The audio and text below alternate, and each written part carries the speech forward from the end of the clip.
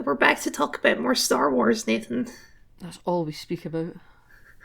I didn't know if we were going to do this one, but about halfway through the show, I was like, yeah, we have to do a podcast about this show. I knew we were going to be doing something on this show.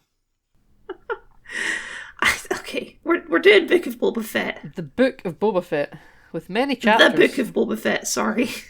The book. Give the Fett man some respect. Why is it called that? Can we start there? Why is it called the Book of Boba Fett? Because they needed something that was about Boba Fett to name it, and they weren't going to call it Star Wars Boba Fett. Why not? They've got Star Wars Kenobi and Star Wars Ahsoka and Star Wars The Mandalorian. Yep. Why not just Star Wars Boba Fett? All I got for you is that nice alliteration, because it's fun to say. The Book of Boba Fett. I think it's the most let's see what we can get away with show I've ever seen. It's a real just throw everything at the wall and see what's next situation. So, my expectations for what Star Wars television were set in the first season of Mando, where every episode was kind of insular, and yes, they were kind of slowly building to something, but broadly speaking, nothing was happening that was building a larger narrative.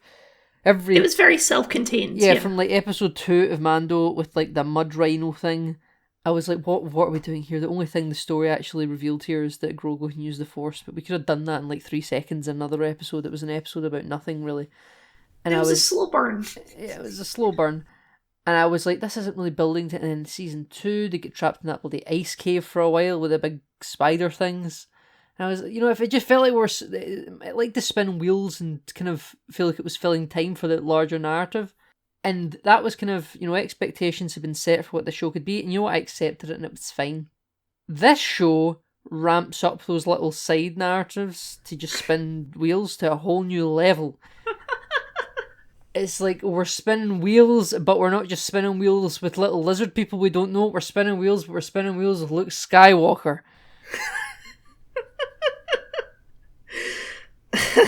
It's like we're going away from the main narrative just to kind of, for no fucking reason, but we're doing it with A-listers. Yep. We'll get there. Let's start with the first 4 episodes because this show is really two shows. It becomes a different show halfway through. But let's start by talking about the Book of Boba Fett, because that on its own is also a weird show. Yes, that a more conventionally weird show, but a weird show. Yes. So, I guess my main thing with this show is the first 4 episodes failed to convince me of why I was watching it. Yes, I would agree with that. So, we're going to do full spoilers, obviously. Yeah. Boba Fett, he's come back to Tatooine, he's taken over Jabba the Hutt's throne, and... Bib Fortuna's throne. Bib Fortuna's throne, yep.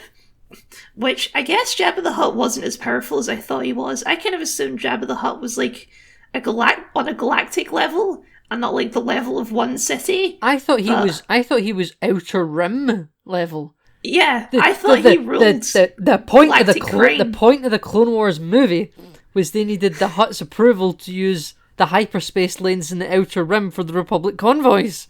That was the whole point.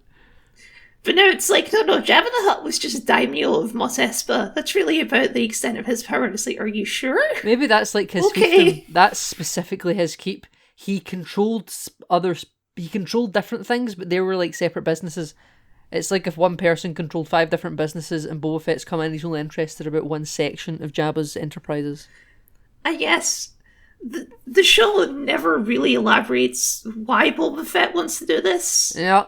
No, he's gone straight for some reason. He's gone straight by ruling a criminal empire. But also he's becoming like a benevolent dictator, but not authoritarian. Yes, he is the protector. He's going to rule, but he's not going to be walked around on a balustrade. Is that what it's called? The thing where they walk you around. The thing the Hutts get marched around on, then ran away. Yes. Things just happen in this show. For the first 4 episodes, it's like, I don't know, a couple of Hutts show up and then they leave again. Danny Trejo shows up with a rancor. Sure. some guy has his water stolen by some cyborgs. Who then become fan favourites. Sure they do. Sure they do. I found the first 4 episodes to be very slow. Episode 2 was the only one that sort of had some sort of creativeness to it, but there was just 4 episodes of roughly the same thing, jumping back and forward through time. Well, that's Boba the thing Fett. We haven't addressed yet, is like more than half of these episodes is set in the past. Yeah, it's set just after Return of the Jedi with Boba Fett and the Tusken Raiders. And for the most part, those are like silent episodes as well, because the Tusken Raiders don't talk. Yeah, Boba Fett kind of said like a bantha. He likes to say that. A lot of its visual descriptions when it came to the present day stuff, if you like.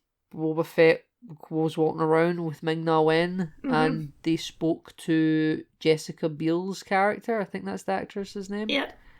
And he got coins in his helmet, so he couldn't wear his helmet. And she was a big red herring, by the way. She super was. And then he gets attacked and has to go back to his Bacta tank. And then the Hutts hire Black Chrysanthemum to give him a hard time. And then he captures Chrysanthemum, then he hires Chrysanthemum off screen at some point, and then Chrysanthemum's just part of the team. It's not off screen, now. It's after the scene where Chrysanthemum hate crimes a bunch of Trandoshians. Really?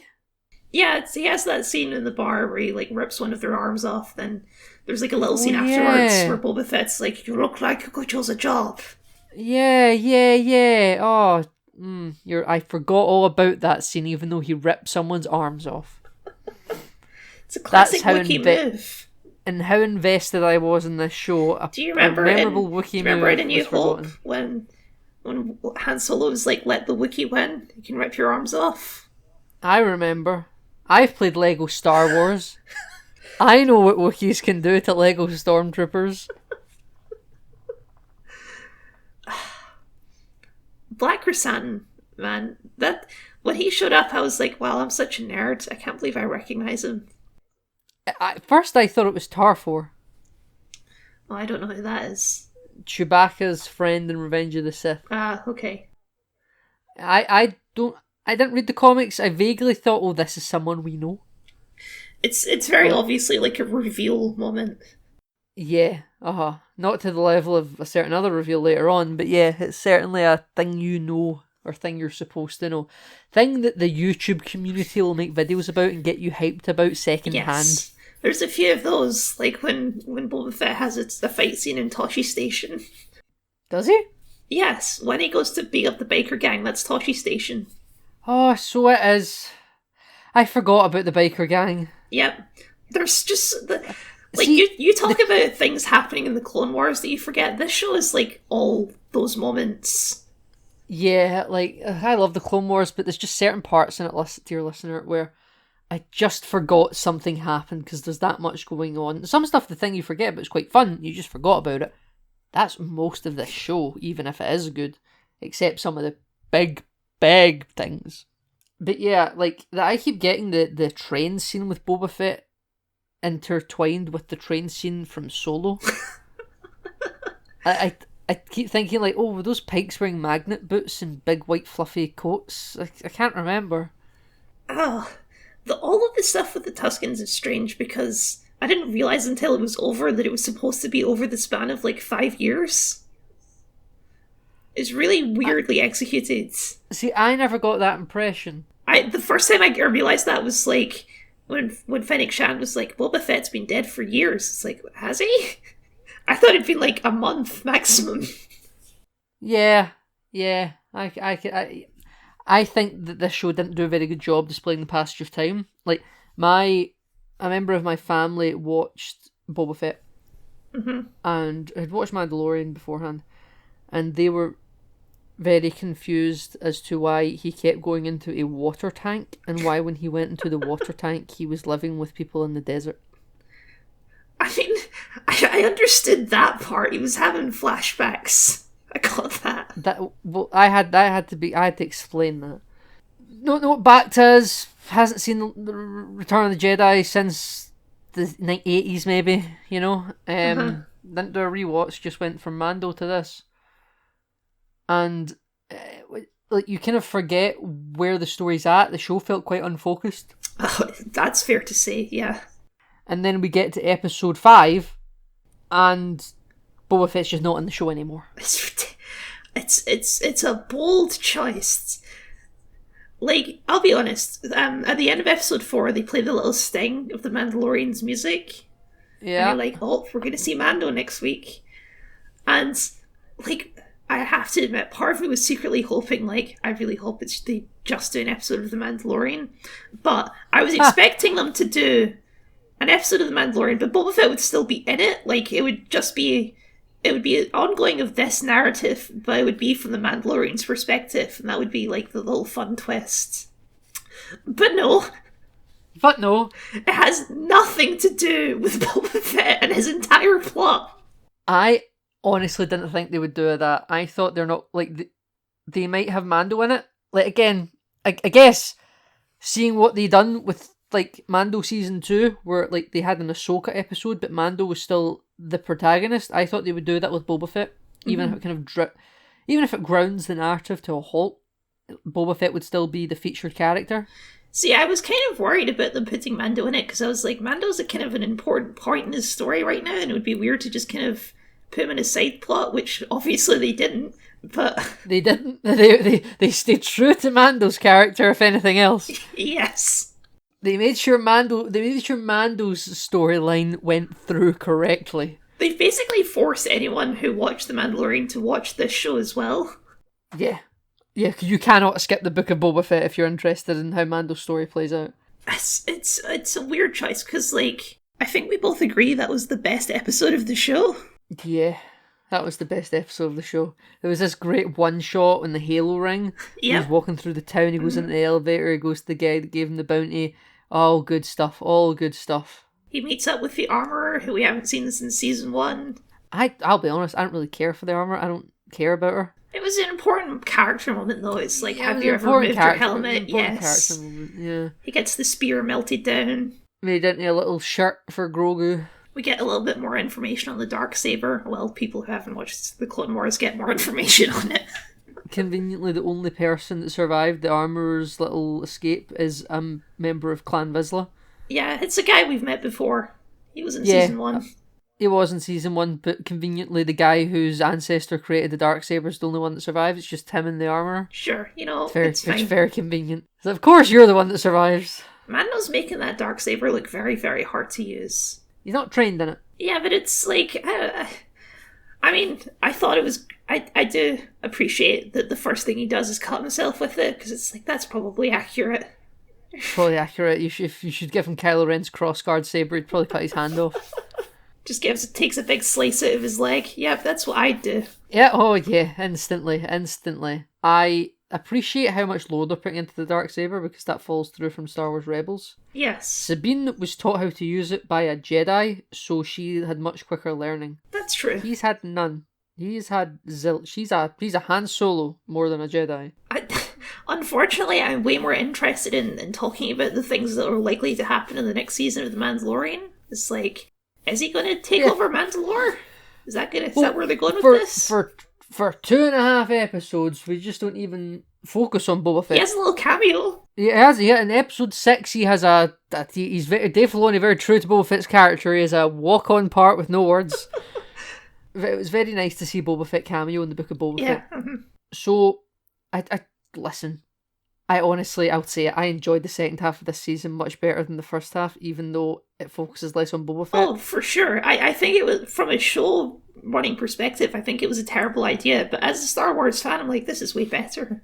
I mean, when I'm watching these shows, I've just decided I'm not watching the title of the show, I'm just watching the Star Wars cinematic universe take place. Like, if I go to watch, like, Captain America Civil War, and it focuses 45% of its screen time on Iron Man, I ain't mad. Well, I was gonna say, comparing this to the Marvel TV shows is really interesting, because the Marvel TV shows so far, we didn't talk about Hawkeye, but they've been very, very focused on the character they're talking about, to the point where they're like, lower your expectations for cameos. Yeah, they've had to tell us to basically sort our expectations out. When everyone thought, including me, Doctor Strange was going to show up in WandaVision, they didn't. That was the expectation level set for me. I'm not expecting anything mad like that. You're not going to see Chris Evans in Falcon Winter Soldier. You're not going to see Chris Hemsworth in Loki. It's not going to happen. Yeah, it's not going to happen. We can't afford them. Though, to think of it from Star Wars' level, though, they've got the budget to bring back a Mark Hamill. God bless Mark Hamill, right? But his career was highlighted decades ago. Chris Evans' career is highlighting right now. He's much more expensive. That's fair, yeah. You know, Star Wars has all these cheap legacy people. Well, they're basically hiring Mark Hamill as a voice actor also. True. Very, very true. He does a great voice. They de-aged his voice very well. Yeah, it was nice. The CGI of Luke Skywalker in that episode was, I think, 10 times better than Mando. Oh, easily. Yeah, like, it wasn't even distracting, whereas in Mando it was extremely distracting. Yeah, like I accepted Mando Season 2's finale for what it was. It was a bit dodgy, but I was so happy to see Luke Skywalker back on the screen that it was fine. This, however, was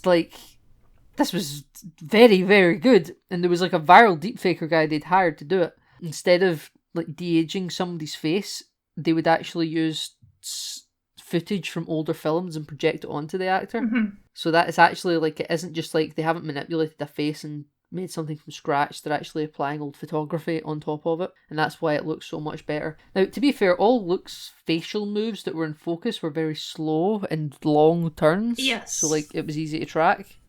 He wasn't doing anything quick and whippy. He didn't wink, you know. But it wasn't bad. It didn't look like his face was about to fall off. What? Like, I was like, okay, for one episode we're getting to The Mandalorian. When half of the next episode was about Luke Skywalker training Grogu, I was like, we've gone completely off the rails at this point. It was wonderful, okay? It was wonderful. It was like, okay, episode 5, the Mando story, and then Fennec Shand shows up at the end after he builds his Naboo starfighter, which I loved all of that. I loved it all. And then he's like, okay, Boba Fett needs my help, but I'm gonna go see the boy first. And I thought, like, okay, that's the setup for season 3. We're not gonna follow that story yet. Nope. Nope. He decides, in fact, that I will follow up next week, and it starts with Din Djarin and his Naboo starfighter. Well, no, it starts with Cobb Vanth for a full minute. I was fully convinced, like, oh, we're doing the Cobb Vanth episode now. It did start with Cobb Vanth. That was so quick. And then we go to Mando landing his ship on Luke's planet. R2 meets him. R2 has his little radar up to send a beacon to let Mando know where to land the ship. He lands. And he says friends because he likes droids now, and that's character development. He likes droids. Character development for Din. They go to the start of Luke's Jedi school when it's being built by creepy spider droids. They were creepy. Really unsettling. Yeah. They build a little bench. R2 goes offline. He goes to sleep. And then Luke and Grogu are having their bit, and we see Order 66 again. That was wonderful. That was wonderfully. Felt very CG. It did, but that's very true to the prequels. To the prequels, yes. I don't know who done the voice of the clones. This is something I talked to you about in private when the episode aired. I don't know who voiced the clones. Was it Tamara Morrison? They've got him there, or would Filoni, because he directed that episode? Would he have got D. Bradley Baker to do a little uncredited cameo for the Easter egg, or was it just some dude? It's either of those. It's not going to be, if they've got Tamara Morrison, it's probably him, right? But it doesn't sound like anyone. It just sounded like some generic man. It's hard. It wasn't the focus of the scene, you know? It wasn't the focus of the scene, but it caught my interest. I also didn't even answer the question of who saved Grogu. It's just left that as a mystery. However, it may have, Kyle, it may have. Oh, of course, yes. Explain. So, ladies and gentlemen, on the wall off to the right of the frame, you see an emblem on a wall. It's like a crest. That crest is for the office of Barriss Offee, and I believe also partially used by Luminar Unduli. Luminar Unduli was Jedi Master, training Barriss Offee. Barriss Offee is the one that bombed the Jedi Temple in the Clone Wars and was sent to prison. She was presumed dead, but we don't quite know. Now, why would Grogu be hiding in Barriss's quarters in the Jedi Temple? Possible maybe Barriss got out or something, maybe around Order 66, maybe she was in some sort of Jedi prison in the temple.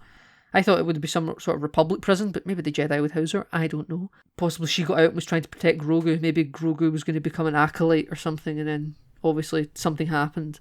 I totally wouldn't be surprised. So is Barriss going to be introduced into the Ahsoka show? I would bet money on it, frankly. I would also bet money on that. There's a lot you could do with that story. I think that's the direction they would take. Yeah, Barriss was sort of flung to the side, but I don't think she really got a good conclusion. If you want to dedicate time to that character, I mean, if you treated her for the side character she was dealt with fine, but Filoni likes her. Filoni likes her. She has a pre-established relationship with Ahsoka. There's a whole thing where, like, she was technically right about everything. Yes, exactly. So I think Barriss is going to be seen again. I'm looking forward to it. We can't see Ventress in live action, so I'll take this. Speaking of Ahsoka, though, she also shows up. She does. Mando woke up and immediately got his gun out, and Ahsoka was just standing there. Imagine if he shot her. That would be an undignified end for Ahsoka. So wonderful. Ahsoka's there, and Ahsoka takes Din to the foot of the hill that Luke's training Grogu on. And he says, you still got an attachment to you. If you go see him, it won't go well for him. So he gives Ahsoka the gift and he pisses off. Yeah, it's a little chainmail shirt made of Beskar. Yep, and a little baggie that's shaped like Grogu's face. That was borderline absurd, but I loved it when he was on the ship and he looks at the little bag and it's shaped like Grogu's head. It's like that's really pushing the boundaries there. That's spelling it out for you. The armor's got a sense of humour. Because, like, he was already looking at the little Rodian heads, and I was like, okay, I see what they're doing there. But then he also has the little bag that's shaped like Grogu's head. It looked like the bag looked like Grogu's head at the end of episode 5 as well. It did, yeah. So I actually loved the end of episode 5 where he's got the Naboo starfighter and he's flying around in space and he goes by the transport and he sees the little kid again. Mm-hmm. And he gets pulled over by the two X-Wings that are like traffic police and he zooms off. It's that same guy that he keeps running into. It's that same guy from the Ice episode in season 2, and see, the other pilot, that was the actor who done the body acting for Luke Skywalker at the end of Mando season 2. Yes, indeed. But it was a different guy in this show, though, wasn't it? Yes, it was two different people in this show, and that X-wing pilot, his name was Lieutenant Reed. The director of the end of Mando season 2 was Peyton Reed. All ties together. Mm-hmm. I loved. So I just did because we're moving by, and I want to come back to it. I loved that ending, so I thought it all looked like it looked movie quality. Seeing that Naboo starfighter flying around in the X-wings, I thought it honestly looked fantastic. What about the Naboo starfighter flying through the Boonta Eve racing line? I think pod racing's boring. I don't care. I guess it was nice. TikTok YouTubers, people, those that creed, they went off their nut. They saw when Mando drove past the ramp that Anakin crashed through and went up. No one's fixed that in 30 years. It's fine. No one's fixed it in 30 years. But what all the TikTok Star Wars people were talking about in their little 20-second TikToks was how if you look at the ground, you can see little bits of debris from that gate that Anakin smashed, and it hasn't been picked up yet. You know how many likes those TikTok videos got? A lot. Hundreds of thousands, 1 million. Just because they noticed some little bits of fucking wood on the ground. It's like when they're building the starfighter and they pull out the thing that Han Solo uses in the trash compactor. Oh, to hold it open. Yeah. Yeah, I saw that. Oh, Christ. I hate fandom. Oh, I mean, there's so much of that in this show. Like I mentioned, they go to Toshi Station. The two people sitting in the bar in Toshi Station are Luke's childhood friends from a deleted scene. From the deleted scene? Yes. Yes, so it was. I did know that, actually. Who cares? We care. We care, apparently. It's all canon. It's all connected, Kyle. I don't want to reveal too much, but I have actually been writing a script on this very subject. Oh, what is the video called Who Cares? We Care? No. It's, you'll see. It'll be out soon. We'll see. He's got secrets, ladies and gentlemen. He's got secrets. I'm going to get meta right now. This part of the episodes is what's going to be playing at the end of that video. So. Oh, hi YouTube. Hi Kyle the Scott viewers. Listen to the podcast more. We desperately need your support. Well, I have some thoughts on the end of episode 6. Sure, okay. I was going to say Anakin. So, Luke, we didn't even talk about how Ahsoka and Luke shared some screen time. Hold on a second. Sure. They shared screen time. He said That's been so much fan like art for your years father, now. and it's like, So much like your it's- father. And she does the lean, the classic Ahsoka lean. She said the classic Ahsoka lean. She thought the word Sky Guy and she walked away. She said, "Bye, I'm going to be on my own show now. I'll see you later." See you later, Disney Plus 2023, everyone. Bye. That's what she said. And Luke looked off longingly, saying, "I hope I get a cameo." But no, Luke gives Grogu a choice, which I thought was a bunch of BS. But It's some classic Jedi nonsense. So yes, it's some classic Jedi nonsense. You could either take the Beskar mithril from Lord of the Rings, or you can get Yoda's lightsaber, because the comics aren't canon anymore, and I have it here. It wasn't thrown into a fiery pit by Palpatine's blue assistant. It is, in fact, in my hand. I mean, I don't care, but people, if people like the comics, and it's all canon, so...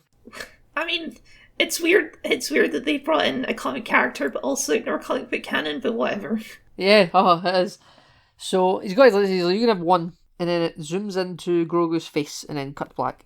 And that's where I thought we were going to pick up in Mando season Same. 3. This show kept being like, nope, we're going to keep doing Mandalorian. We're just going to keep doing it. The show insisted that it keep telling Mando's story, because I swear Boba Fett wasn't the show they wanted to make, but they had to make it. Well, you say that, but like, all of this stuff, you don't just like throw this in halfway through production. That all of this stuff is like arguably the Mandalorian stuff has more effort put into it than the rest of the show. Well, that's what I'm saying. Like, they like halfway through. I don't mean like the production process, but the writing process. They were like, in fact, you know what? We've already greenlit a Boba Fett show. We actually need to make it, but can we just keep telling Mando's story now? Like, we've done 4 episodes. Then we'll come back to Boba at the end of the final episode, so that it all ties together in a good Rise of Skywalker sense. Yeah, that's what you want to go for. That should be your benchmark. The Force Awakens is the first couple of episodes of Boba Fett, right? Mm-hmm. The Last Jedi is the Mando section, where they decided to drop all the plot points from the first 4 episodes in The Force Awakens. And then the last episode is The Rise of Skywalker, where the other Boba Fett people come back and says, nope, let's rip it back round again, but it's got to include the elements that was introduced in the middle arc. It's weird from a show perspective, because the first 4 episodes, they were slow, but they almost got me to care about Boba Fett.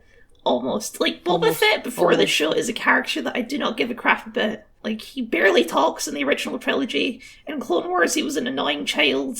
When he showed up in Mando Season 2, he was just kind of like a cool guy who was helping. He was a badass that helped. Yeah. But this show, it's like... I liked him. I think Mando Season 2 is the best I've ever done Boba Fett. Sure, but in this show, he has some sort of character going on. He's like... It's just like, what's... The wolf dies, but the pack survives, whatever that saying is, that whole thing, he's got that going on. The pack dies, but the wolf survives. Yeah, all his Tusken buddies died, but he kept on trucking. Yeah, but now he's like, no, your people are stronger together, and he has like that little scene with Fennec Shand where he's like, I can promise you loyalty and all this. Nonsense. He has like a meeting with the other crime bosses, and for some reason he trusts that they'll stay out of it. I didn't believe that for a second. Boba Fett in this show is a massive idiot. Oh, he's the William Riker of the show. he just stands there. Fennec Shan's Captain Picard. She makes all the decisions, and he asks her. He's the TV host from the cooking scene in The Cat in the Hat. He's the host who asks all the obvious questions. He gets your exposition out. It's so strange, because like the show never gives you a sense of A, why he wants to do this, or B, why he thinks he's capable of doing this. Like, he clearly knows nothing about being a crime lord. I'll tell you why they'd made it. Because they needed a showdown in live action between Boba Fett and Cad Bane. Oh boy, are we skipping right to Cad Bane, are we? There's fuck all else to talk about, Kyle. Nah, we've got half an hour left to fill, Nathan, please. Oh, Christ almighty. We could talk about Cad Bane for a while. People didn't seem to like Cad Bane in this show. People thought he looked funny. Okay. When he first showed up and he shot Cobb Vanth, I thought he looked a bit strange. When he started showing up again in the last episode, it's like, nah, I've changed my mind. I actually think he looks great. I thought he looked great when he shot Cobb Vanth, apparently killing him. I didn't think he killed him. Apparently he killed him dead. No, he didn't, because we see him in the post-credit. I know, but I thought like that was like some Frankenstein shit. They were like modding him. Yeah, but that you can't like mod someone back to life. It's true. It's very true. I got the impression though that he was dead because the bartender was like killed him in cold blood. I mean, that was the clear impression. You get that impression when someone says he died. I honestly thought they were going to do some Agents of S.H.I.E.L.D. stuff where like people can't die. Like Deathlock couldn't die. No one's ever really gone, Nathan. No one's ever really gone, Kyle. Yeah, God, took the words right out of my mouth. The Hive couldn't really die. They couldn't really kill Grant Ward. Also a Ming-Na Wen show. Yep. Okay, Cad Bane. I thought he looked cool. It was great that they got Corey Barton back to do the voice. Yeah. They should have introduced him in like episode 2. They need reveals later on. They need people to get excited later on. I realised that. I realised that from like an event story, an event show perspective. From an actual story perspective, you need to like establish this character first before you introduce him. He was established in all the animated works, and he was established in the Bad Batch. For the Boba Fett show, it's not great, but for Star Wars, it's the same as Luke Skywalker showing up in the Mando season 2. For the show itself, it's a bit weird, right? I understand that. From the Star Wars cinematic universe that they're trying to build, it's fine. It works. There's plenty of shit in the Marvel movies that don't stand up if you just go from Doctor Strange 1 to Doctor Strange 2. But if you watch the whole big picture, it all is fine. Well, that's the whole thing with, like, this show. Like, Mandalorian, I think, is a very good place to introduce someone to Star Wars because, like you say, it's very self-contained and kind of introduces things slowly. Yeah. This show, you can't even begin to start watching it if you're not fully caught up on everything Star Wars. That's fair. I mean, I don't think you really need to know who Cad Bane is to enjoy Boba Fett. I think you probably do. Like, the whole final confrontation he's just like some dude. If you've never watched the animated shows, because the show they talk about how they've known each other since he was a young warthog and all that. I don't think they say warthog, but they do. They said in The Lion King. Oh, you didn't get the bit I was doing. I've never seen The Lion King, Nathan. You've never seen The Lion King, Kyle. Come on, let's talk about The Lion King. That'll fill out the next 20 minutes. Should we just pause this podcast and I'll go watch The Lion King, and then we'll come back. I'll give you the cliff notes. The James Earl Jones, he's in Star Wars, he dies, and then a warthog and a meerkat become the baby lion's friend, and they sing some songs. And this is exactly like Boba Fett and Cad Bane's relationship. It's exactly like that because Jeremy Irons is Cad Bane, and he is the evil lion, and he threatens to kill Boba Fett. You know what's crazy though is I realized this. Their relationship, like they have this old like mentorship kind of relationship. That's not canon yet. Yeah, that's from the deleted episodes. And I was under the impression that those deleted episodes were also canon, even though they weren't finished. But then so would also be the episode where Anakin and Obi-Wan are escorting the Kyber crystal that would then be used in the Death Star. But I think the Catalyst book that was the prelude to Rogue One kind of negate that story, and also the Bad Batch episodes that weren't finished are kind of tweaked for the ones that were, so which one's the canon one? Beskar Steel is now like a proper mainstream thing, and no way would Cad Bane's gun dent Boba's helmet if it was made of Beskar. Unfortunately, it has to now though, so... It doesn't make any sense, yes. Kyle. But, like, in Rebels... people, all those Mandalorians with Beskar armor were dying left, right, and center, but now they should just be invincible. People just Beskar being immune to everything is they've just pulled out their arse and everybody's just running with it. It's because it means that you can have your main characters get shot a billion times and it'll be fine. It was pretty cool in the final episode where they were just being fine. It was. I enjoyed it. I like it when they use their jetpacks. Yeah, yeah, I did like when they used their jetpack. I liked when they were standing there back to back and they were shooting and doing spins and stuff. Though that one mod that done that weird funny spin, that was pretty weird. Yes, I've seen that going around, yes. Star Wars Twitter seems to be all about up defending it, being like, Obi-Wan did a weird spin in The New Hope. Yeah, but that was the 70s, this is Look, he's a young, hip, trendy gangster. Let him do his combat spins. Who was gonna get gunned down. And he was like, hold on, I'll do this cool spin. It doesn't matter, I just thought it was pretty quirky, but it's over now. And we survived it. Quite like him. He done the spin and got away with it. But yeah, so I was surprised that those big walker things couldn't be penetrated by a lightsaber. They were, I'm sure that they were Droideka... tough old cookies, those big droids. They were, but like Droideka shields could be penetrated by Well, lightsabers. these are They like just bigger stop velocity boys, it's things. fine. They're bigger boys with stronger shields, and the Darksaber can't go through them. That's fine. And also it means that like the people of Freetown show up and they have almost no effect on the battle whatsoever. They help in like one firefight and then they just continue to run away for the rest of the episode. When did the mayor's buddy kind of join Boba Fett? He got captured when they did like the kind of crappy like car chase on the scooters. I remember, and then at the very end, Boba Fett flies down on a green screen. Yes. After that, they capture him, and then the Major Domo is just kind of like chilling, hanging out after that. Yeah, but he says like, "Oh, he's on vacation." Remember the next episode, end of episode 5 or whenever it is, or 6, when Mando shows up before he goes to Cobb Vanth, and he's like, "The mayor's taking a scheduled vacation." And I was like, "When did you get his itinerary? You're captured." What pointless character. I thought it was funny. Like, you know who was a pointless character? The mayor. The mayor, yeah. The mayor was a pointless character. And also, like, we haven't talked about them because there's nothing to talk about. Our main villain, the Pikes. Ooh, scary. The Pikes. Do you want to... Yeah, I thought they looked so... They're someone I thought was a weird adaptation from animation. They have like long necks usually. Yeah, they're like weird small-faced snake men in the cartoons. Yeah. And then in this show, they're like... They just look like dudes. Like they're dudes with weird fish heads and terrible lip syncing. Yeah. Yeah. I mean, it looked good prosthetic. It just like when Ahsoka and Cad Bane look slightly different from animation, I kind of get that you need to tweak some things, but I just thought this looked, but broadly they still look similar. I thought if they didn't have their masks on, I wouldn't have known they were Pikes. No, they look like a different race. Yeah, their masks look Pike-ish from a 2D aspect, but their faces look 100% different. But they're such a nothing villain.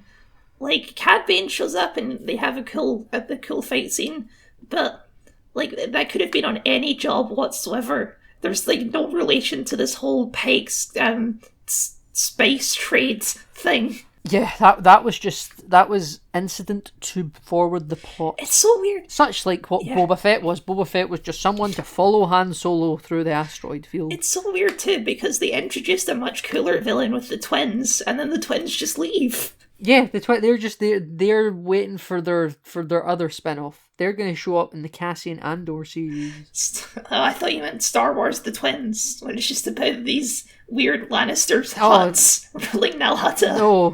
No. That's for the Zero the Hutt show. Oh, I miss Zero the Hutt. I miss Zero. Imagine Zero the Hutt in The Mandalorian. That would be amazing. He has that Coruscant accent that the mayor's aide has. Remember that episode where Cad Bane was hunting down Zero the Hutt? Oh, good telly. See, it all would have lined up, Kyle. It all would have lined up. Cad Bane and Zero the Hutt shows up in the Boba Fett show featuring the Mandalorian. I have to say, now that Cad Bane has showed up in live action, like, all of my standards are dropped. I never expected to see Cad Bane in live action.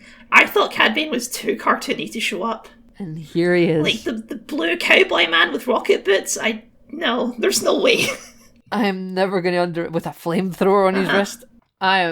He's also a fast gunman. He's everyone he's shot against. He's bet so far. He technically did beat Boba Fett. He let himself drown in his victory. He forgot about the stick. Never forget about the stick. He actually, I don't think Boba Fett had one at any point. No, he had it. He brought it with him when he brought the Rancor. Oh, did he? It's the same thing Pedro Pascal done in Game of Thrones. He drowned in his victory and then was crushed by the mountain. Mm-hmm. Had he not drowned in his victory, he would have won. I mean, speaking of which, though, are we assuming Cad Bane is dead? So, Star Wars TikTok here. I watched there was a video that came up on my feed that says that he has a little thing on his chest, and after he is stabbed, it starts to beat. Yep. And that is a secondary life support. Sure. So no one's ever really gone. I think no one's ever really gone. Jedi, Force Ghosts, Cad Banes have secondary life support systems. Like, this would have been a good way to conclude the character, personally, if this was the last we ever saw of Cad Bane this far in the timeline. I don't care if we see him again in prequel stuff, but if we see him again after the timeline at this point, I wouldn't really be fazed. It was nice to see him in live action, and if this is how they close his character, I'm happy with it. This felt like a very Cad Bane out. I wish it was associated with a more interesting story than the Pikes. Yes, I would also agree with that. But fighting Boba Fett is fair and it's fine. Like, I think it's fitting for the character. If it is a secondary life support and he is alive, maybe he goes to a Bacta tank. That's cool. I fully expected when they were like the back to tanks being used, it's like, oh, they've stuck Cad Bane in there, but no, it was Cobb Vanth. So I kind of why would Boba Fett let Cad Bane in there? Because bounty hunter mentor thing. I don't know. I feel like something Star Wars. I feel like Cobb Vanth should have, like, I don't dislike Cobb Vanth, but I feel like he probably should have stayed dead. Yeah, I would agree. It's nice to see you, Cobb Vanth. I don't know how much more time we're spending on Tatooine. Well, we're going back there again for the next show. Yeah, but that's a prequel. You know, like, you don't need to resurrect him for a prequel. They can put some hair dye in Timothy Olyphant, it's fine. They can put some hair dye in him. I just think we're kind of, I hope after Obi-Wan we're kind of done with Tatooine for a hot minute.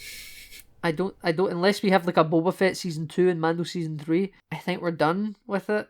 Obi-Wan needs to take place there, but even then I hope he does do some travelling. You know, it's fine. I don't really care if we never go back there. Because I really don't think Boba Fett's getting a season 2. I highly doubt it, in fact. I think these characters will live on. I think we will see them again. I just don't think we're going to spend much time in Boba Fett and Tatooine going forward in TV. Maybe in the long term, but not in the short. I think in the immediate short term after Obi-Wan. Have you heard that Tamara Morrison wants to fight Mace Windu? Yeah, I did hear that, but, actor wants to work. The Mace Windu being alive theory is fun, but I actually think that is one thing that Dave Filoni and Jon Favreau and Kathleen Kennedy will not actually commit to. I would agree. It's a fun theory.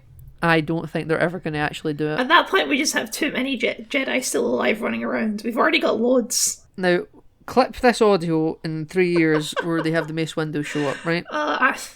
You know that Sam Jackson would be down. Oh yeah, he'd be down. He'd totally do it. He's currently doing Secret Invasion. He's still an active part of the MCU. He's in the Disney family. I mean, I fully expect to see Tamara Morrison come back as Rex in the Ahsoka show. Oh, he better. He's already bald. It will be weird though seeing Captain Rex in big beefy armor because he's more slender. Like, he's pretty beefy in Rebels. Yeah, but not in the Clone Wars. Yeah, but this would be a Rebels Rex, so it's fine. Well, in the Obi-Wan show, Ewan McGregor has said that he will be doing scenes with him as Obi-Wan and Hayden as Anakin Skywalker. Mm-hmm. So you get Rosario Dawson as Ahsoka and Tamora Morrison as Rex. You give them their Clone Wars armor. It's the live-action Clone Wars. Do a little scene on Christophsis. What, are they going to de-age Rosario Dawson as well? Make her look 14? It doesn't need to be from the movie. They can go back to Christophsis. I just think Christophsis is like a defining point of interest in the Clone Wars, so you can go back there and do a thing. I don't know what you do there, but you do something. We don't even remember when Boba... There's so much things, it's like, remember when this happened? Remember when Boba Fett rode a Rancor? And he said, do it.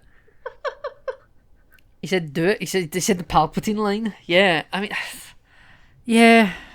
Remember when the funny droid lady ran and took a thing all the way to Mos Pelgo? Yeah, big fun, big speedy. The little pit droids came with her, mm-hmm. and Grogu gave Mando a hug. Yep. And everyone went, "Aww." I went, "Aww." It really caught me off guard.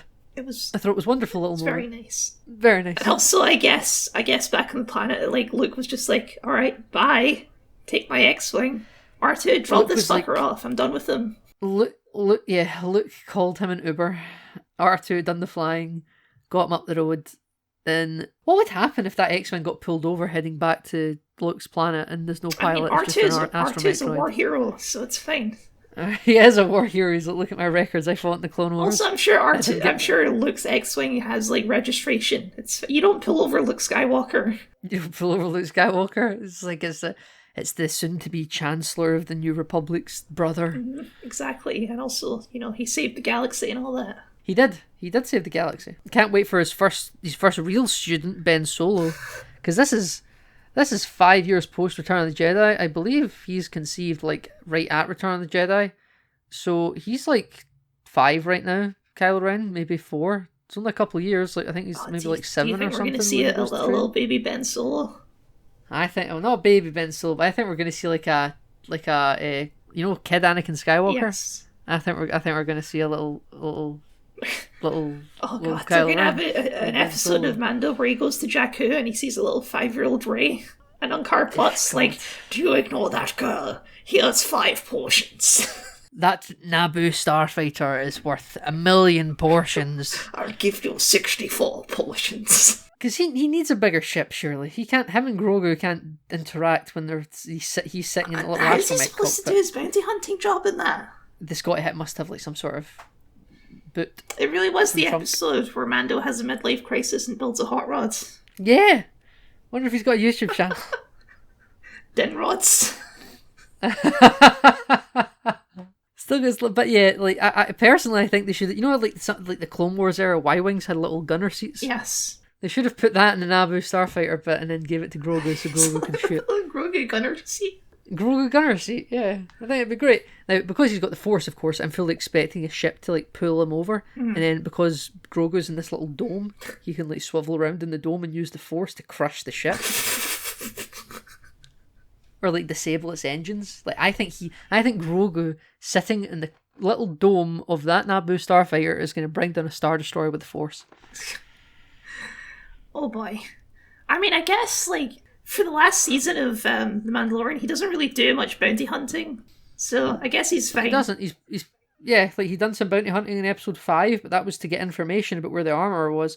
I don't really know why. Why did he want to find the armor again? It's got nothing else to do, I guess. He's got nothing else to do. There was a reason for it. He wanted to help restart his people. Yeah, and then they were like, yeah, you have the Darksaber, but also you're not a Mandalorian, so... And Bo-Katan is a red herring. Literally. Bo-Katan didn't do the story right. She didn't fight it. She got it given to her by Sabine Wren, but we're not saying the name Sabine Wren just yet. Also, I guess after the camera cut at the end of season 2, everyone just kind of had an awkward moment and left. Yeah, I was like, how did they step off that ship without this being resolved? I really thought he wouldn't have the Darksaber anymore. Like, I guess Boba Fett just swung up, picked up him and Fennec, and then just left. Oh, they just left Bo-Katan and company to keep the Star Destroyer with...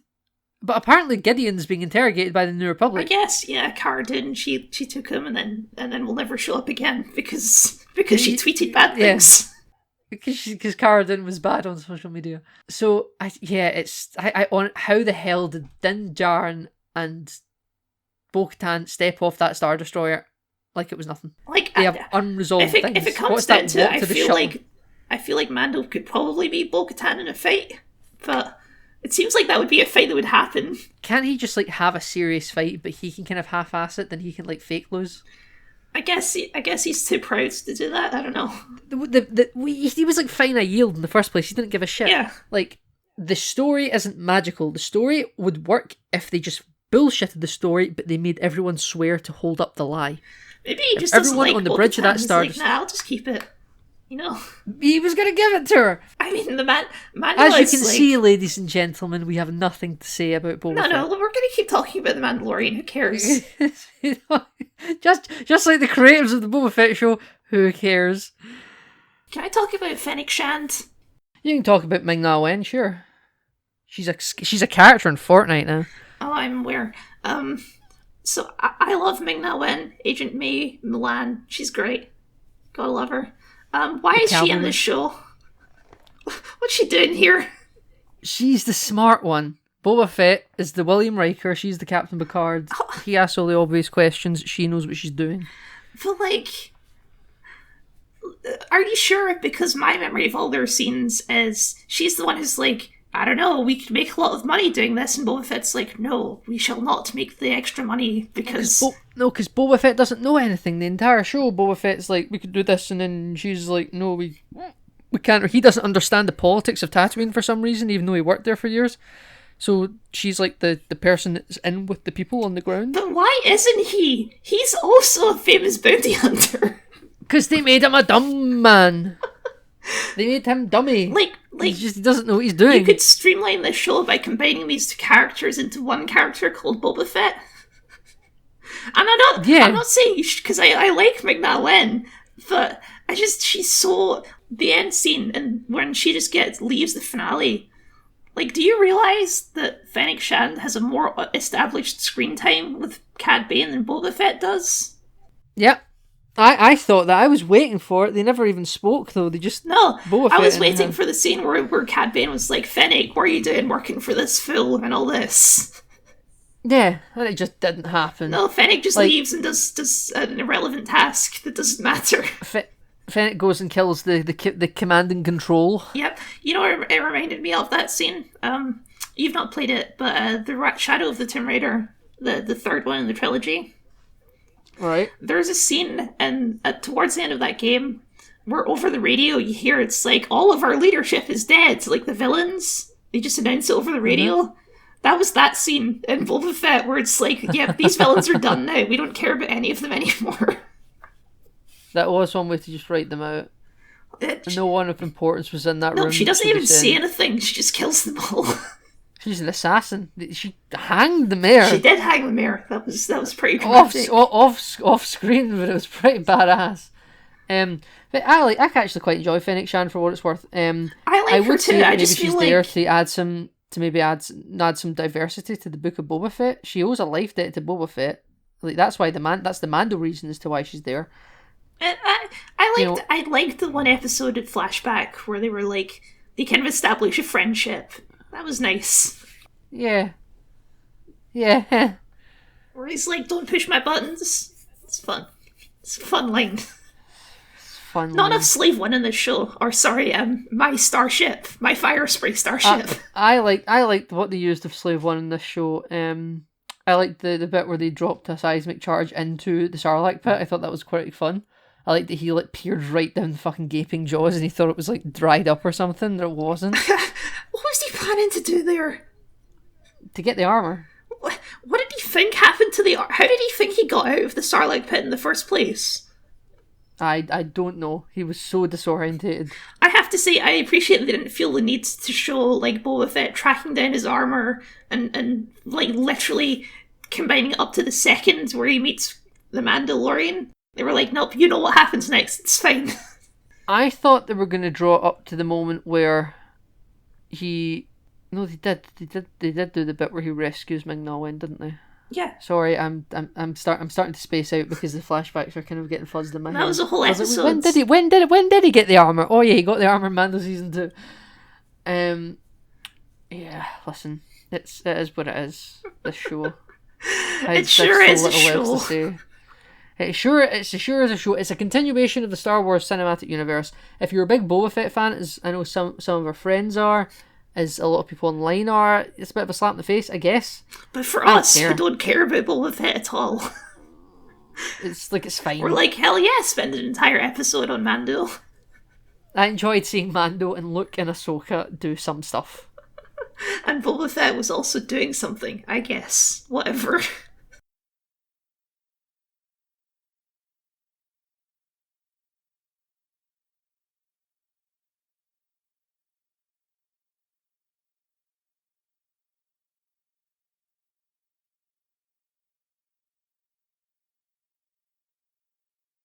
Okay, where were we? We're talking about how much we can't wait for the new Rangers of the New Republic show. I mean, can I be real? I don't know if... Did we talk about that did that controversy happen when we did our Mando Season 2 episodes? No. I just want to say, beyond anything else, I always thought she was kind of a crap actor anyway. That's where we stopped recording.